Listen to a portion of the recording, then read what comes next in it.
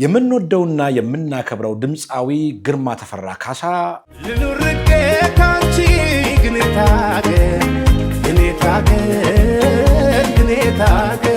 እንዲህ ሲል ያሞካሸዋል ቴዲ አፍሮን። የመሰጠት ጥግ ነው ይላል። እግዚአብሔር አብዝቶ ካዳቸው በጣም ጥቂት የጥበብ ሰዎች መሃል አንዱ ነው። በተለይ በአሁኑ ሰዓት ይለያል የምለው ድንቅም ተወዳጅም ኢትዮጵያዊ ነው። ተናፋቂ፣ በሙዚቃው ዘርፍ የንግስናን ማዕረግ በሙሉ ልብ የሰጠ ነው። የግጥም የዜማ እንዲሁም ብቁ ድምፃዊ ቴዎድሮስ ካሳሁን ደግ ነው።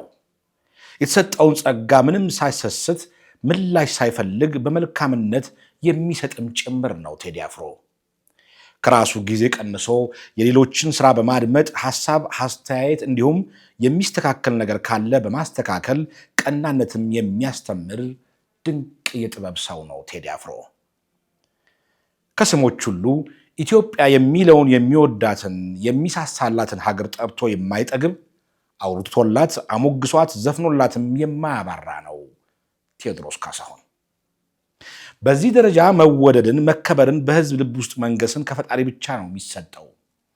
አስቀድሜ ሰጪውን ልዑል እግዚአብሔር ላመሰግን እወዳለሁ። ምክንያቱም የተሰጠውን ጸጋ መሸከምና በአግባቡ መጠቀም ለሚችል ልጅ ሰጥቷልና።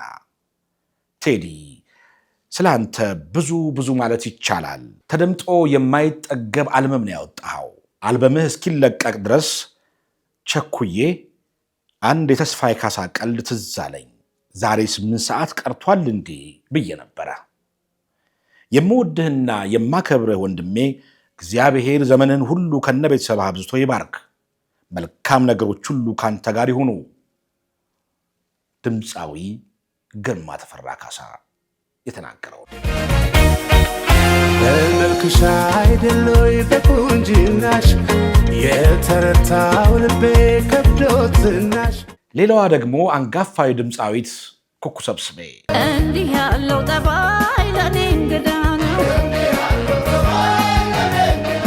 እንዳምናም አይደለ ያሁኑስ ልዩ ነው። የጥበብ እናት ለልጇ ያበረከተችው ልባዊ ምርቃት ነው።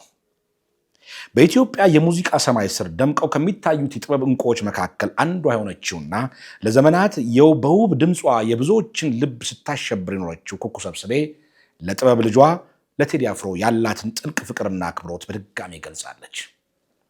ኩኩ ሰብስቤ በተለያዩ አጋጣሚዎች ቴዲ አፍሮን ልጄ ነው በማለት እንደምትጠራውና ለእርሱ ያላት ቦታ እጅግ ከፍ ያለ እንደሆነ ይታወቃል። አሁን ደግሞ አዲሱን የሙዚቃ አልበሙን ለሕዝብ ማድረሱ የተሰማትን ደስታ እንዲህ ስትል ገልጻለች። ወዳጄ፣ ጓደኛዬ፣ እንኳን ለዚህ ክብር አበቃህ። ስለ ችሎታህ መቼስ በብዙዎች ተነግሮልህ ያበቃ ነገር ነው። ከብዙ ልፋት በኋላ አልበምህን ለሕዝብ በማድረስህ ልባዊ ደስታዬን ስገልጽልህ እወዳለሁ።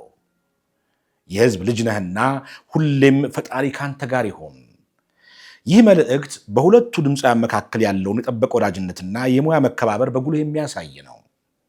ኩኩ ሰብስቤ ለቴዲ ያላትን እናታዊ ፍቅርና አድናቆት በገለጸችበት ጊዜያት ሁሉ የጥበብ ሰዎች ያላቸውን አንድነትና አብሮነት ለብዙዎች አርአያ ሆነዋል። ቴዲ አፍሮ ከብዙ ጥበቃ በኋላ ይዞት የመጣው አዲሱ ስራው እንዲህ ባሉ ትልልቅ የጥበብ ሰዎች ዘንድ ከፍተኛ አቀባበልና ምርቃት መታጀቡ ለአድናቂዎቹም ትልቅ ደስታ ፈጥሯል። የኢትዮጵያ የሙዚቃ ታሪክ እንዲህ ባሉ የፍቅርና የመደጋገፍ ታሪኮች ሲዋብ መቆየቱንም ይኸው አጋጣሚ ዳግም አረጋግጧል። ሹማዛሽ ተዘዋሪ የፍቅር ፊት አውራሪ ሹማዛሽ ጤና አዳይ ግባበል እንግዳይ። ወደ ድምፃዊት ራሄል ጌቱ እንለፍ።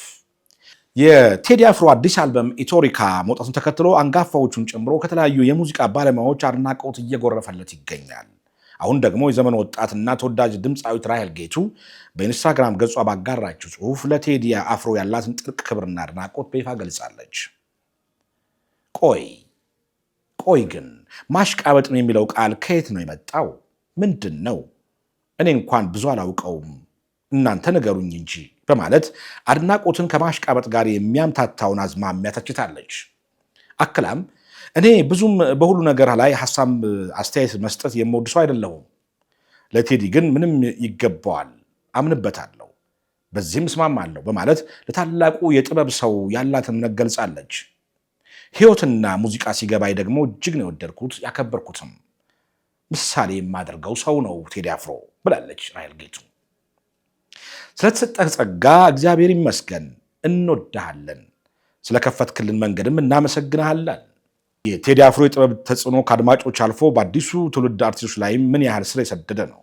እንዲሁም ወጣት ከያንያን ታላላቆቻቸውን ያለ ስጋትና ፍርሃት የማክበርና የማመስገን ባህል እየዳበሩ መምጣታቸውም የሚያሳይ ነው። ጥሩ ማሳያ ሆኖ ተመልክተነዋል። ተመልካቾቻችን ለዛሬ ሶስቱን አቀርበንላችኋል። ሌሎችም ጉዳዮች ካሉ የምናቀርብላችሁ ይሆናል። መልካም ቆይታ ይሁንላችሁ።